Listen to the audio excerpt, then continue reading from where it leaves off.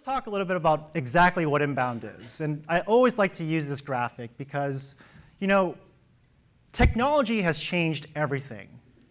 And, the smartphone, in fact, has actually changed the way that we market and sell to our customers. Before the internet came around, and actually before the smartphone even came around, we kind of think of the traditional marketing method as very marketer-centric. Everything was outbound. It's all about the messaging that we're trying to push to the consumer, because then we actually, as marketers and salespeople, have all the knowledge within our minds, right? But today, they are a Google search away from getting pretty much any information that they want, right? Technology has also changed things because, cold calling doesn't exist anymore. It does exist, but it's less effective now, right? We have caller ID. Cold emails don't work anymore because if you haven't opted into someone's database, you're most likely going to go to their spam trap, right?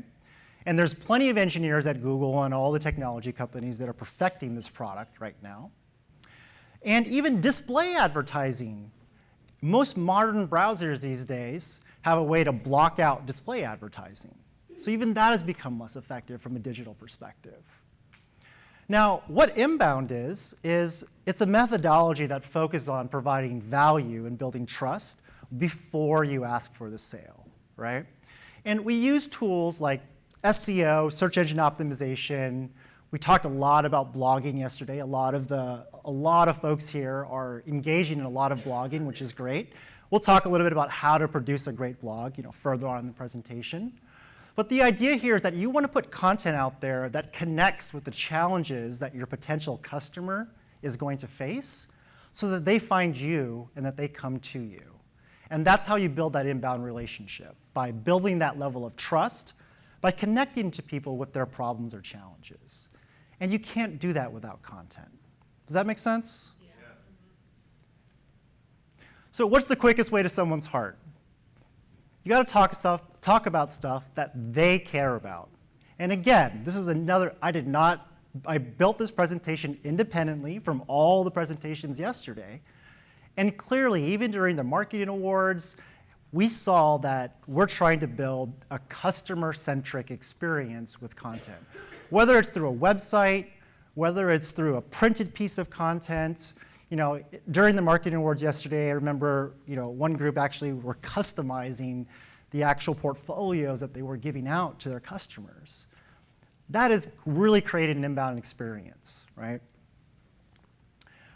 But the thing is that if you want to engage in an inbound relationship with folks, whether you use channels like email marketing, events like this, PR, building a website, social media, you have got to have content.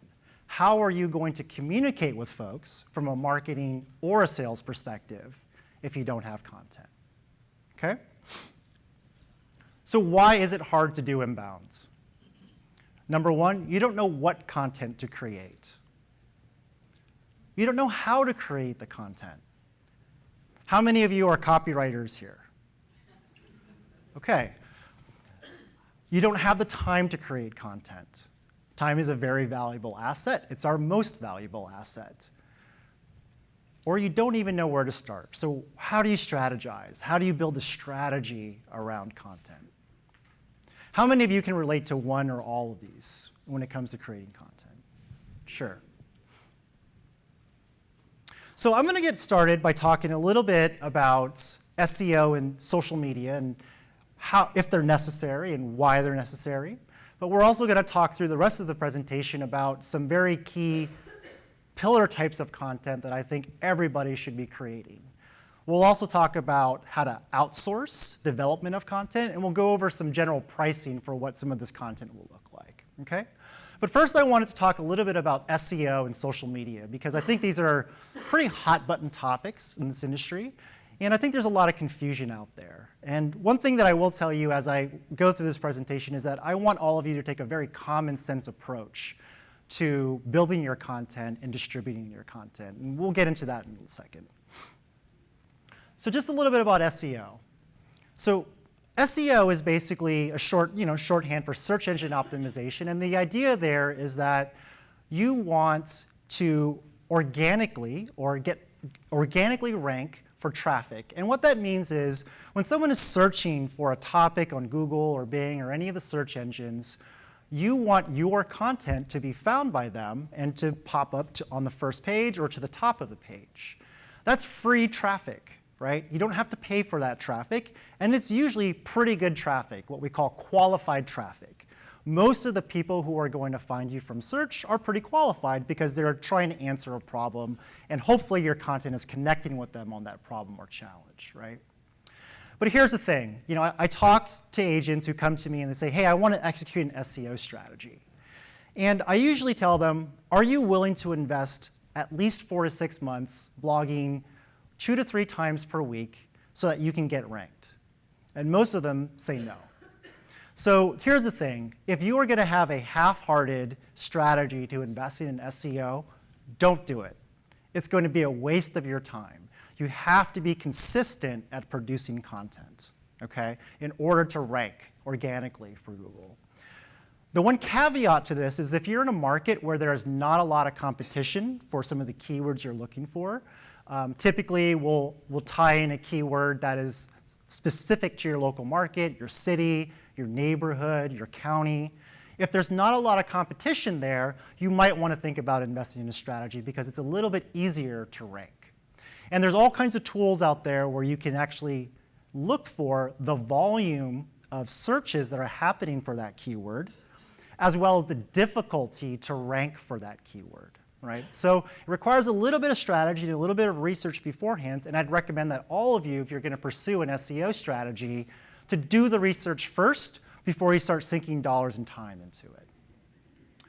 One item I wanted to mention is to leverage your member profile with the Institute. So one thing that I work with the Institute on is we produce a lot of blog content for the Institute. And Diane has made a huge investment in building out the blog for the Institute, putting out great content out there, not only so the Institute can rank, to find new agents, but also for consumers to find the member profile.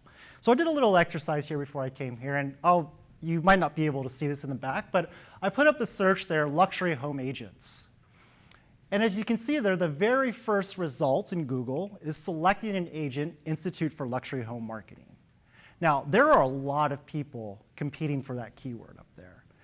That link will take you directly to search for your member profile, and that's a very easy way to leverage one of your membership benefits to piggyback off of all the SEO work that the Institute has done. So if you haven't set up your profile and more importantly, keep that profile updated, do that immediately when you leave here. Because there's been a lot of investment.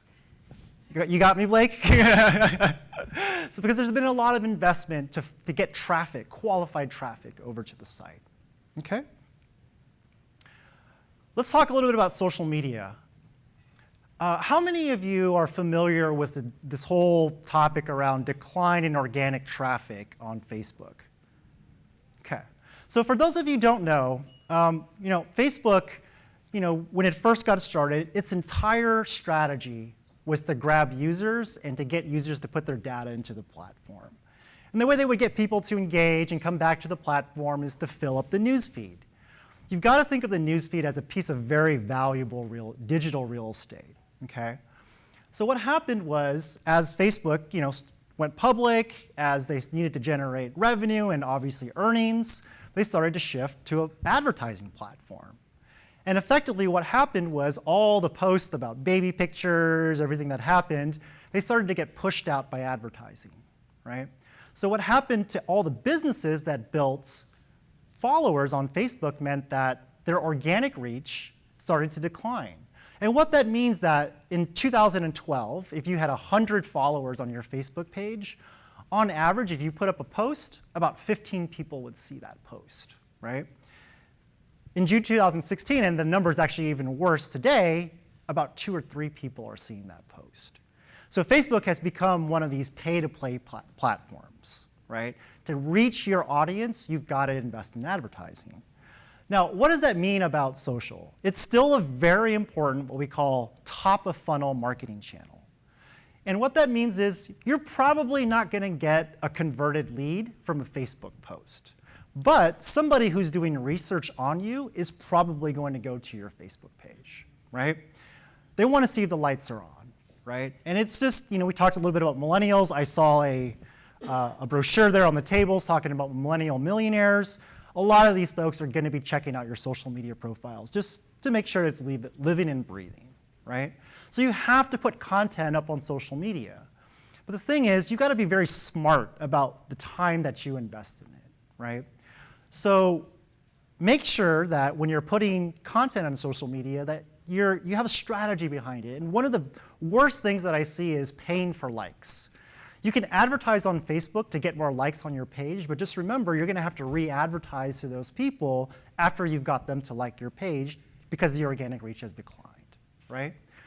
So when I talk about being smart about the amount of time that you spend investing in social, leverage tools like your Asocial benefit, which I believe has an automation tool. There's content that you can leverage from Asocial. And I'll give you a strategy that we use at our own agency. We manage probably 20 to 30 social media profiles where we do 5 to 7 posts a week over 4 to 5 profiles. So for any given client, we could be doing 20 to 30 social media posts per week, right?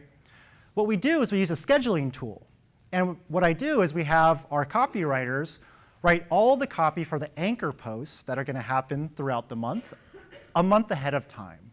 We schedule those in a tool, kind of like what you have with Asocial, and we just let it run by itself. So those are your anchor posts, right? That's an easy way to batch together all of your content to get it done ahead of time. And of course, you're going to be doing impromptu posts here and there, and those would be sort of the filler posts. But make sure that you leverage the benefits that you have and the tools that you have to reduce the amount of time that you spend on social.